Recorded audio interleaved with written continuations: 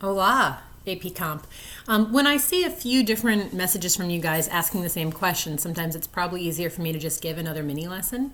So, rhetorical triangle. A lot of you guys are asking for some clarification on that assignment. I think a lot of this is strategy on your part, knowing how to tackle the work, as opposed to necessarily not understanding how to do the work. So I think a lot of you, because you saw that you needed to answer questions and do annotations, sat down and tried to do it as you read. Not the correct strategy. Because you want to see the payoff, like the whole picture, to understand the rhetorical triangle, you want to finish reading the section first. I know this seems like you're doing double work, but you're actually making your work much faster and easier. So the rhetorical triangle, and props to Emma for getting me the drawing with the double arrows on it. Your technology knowledge is better than mine. I appreciate it.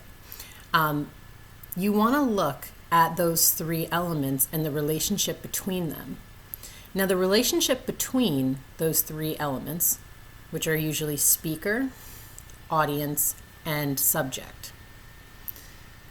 The relationship is not equal between all of them in all cases. Sometimes when you read a piece, they're fairly equitable. A lot of times, though, there's something that is stronger. I would venture to say that in the pieces you're reading of Midnight in the Garden of Good and Evil, the relationship between speaker and subject is much stronger than the relationship between audience and subject. And like the speaker's kind of constant task is to get us invested in this world and believing this world, because it's drastically different than the stuff most people see most of the time. So I would think that when you're looking at examples, maybe you have more on two ends of the triangle than on the other one. There's definitely a lot of tricks of the author going towards the audience or speaking kind of directly at the audience, aiming certain things at the audience, because he's trying to build up the subject. The arrows are two directional, so sometimes something plays back. For example, think of the Neil deGrasse Tyson piece that you guys did. Side note, when I was doing the end of marking period 1 grades, I noticed a lot of logos problems, especially the difference between artistic and inartistic proofs.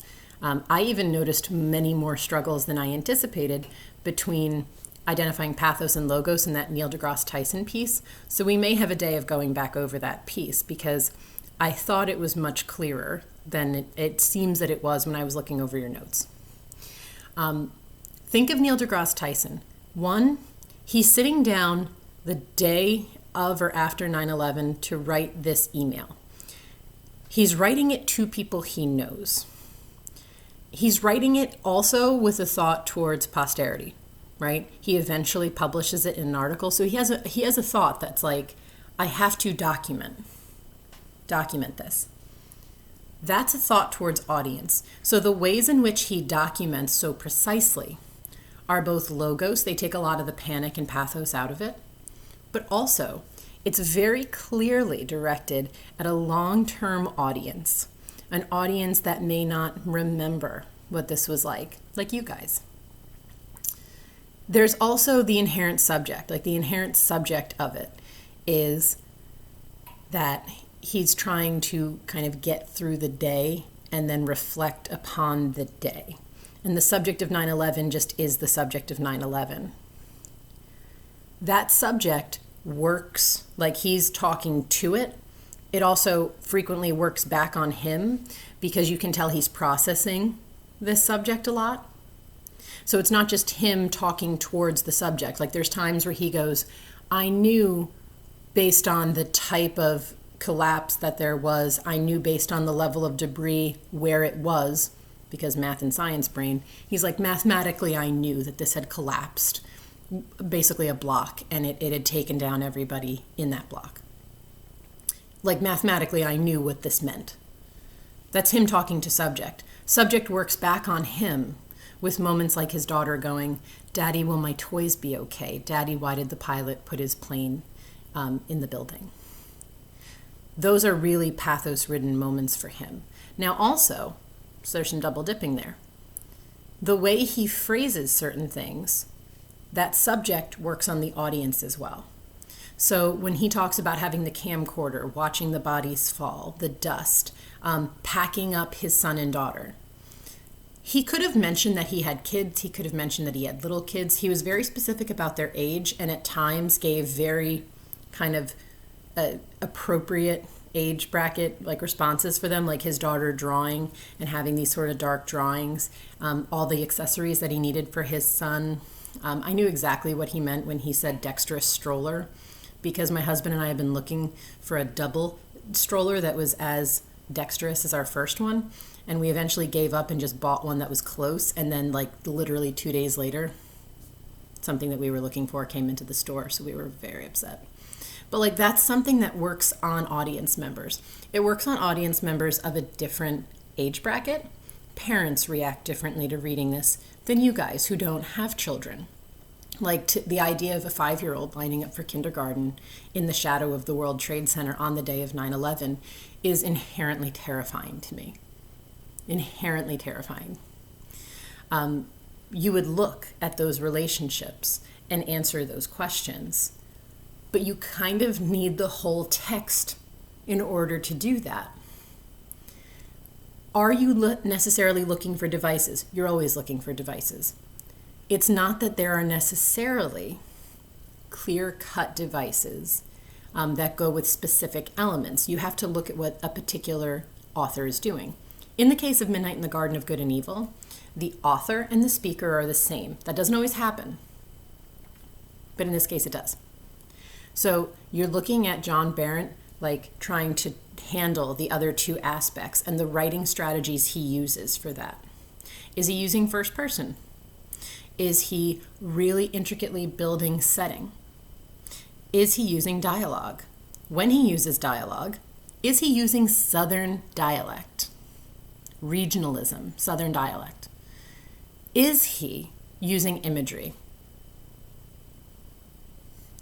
Setting and imagery, I would imagine, are going to come up. I would imagine dialogue is going to come up. I would also imagine that there are allusions coming up, like allusions to other things outside the text.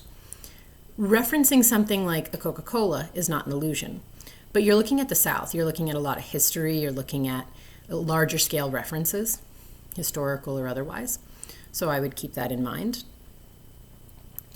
You're also just looking at the way he lays out the information, the timeline that he provides.